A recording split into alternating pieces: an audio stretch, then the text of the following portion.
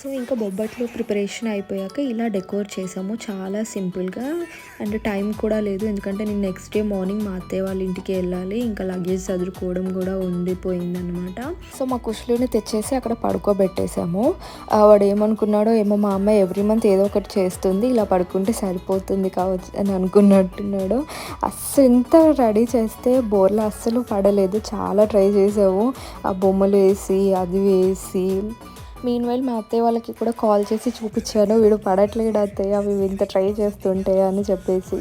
వాడు డే అంతా చాలా యాక్టివ్గా ఉంటాడు. ఈవినింగ్ టైం అయిపోయింది కదా, 5:30, 6 నుంచి వాడు స్లీపింగ్ టైం అనమాట.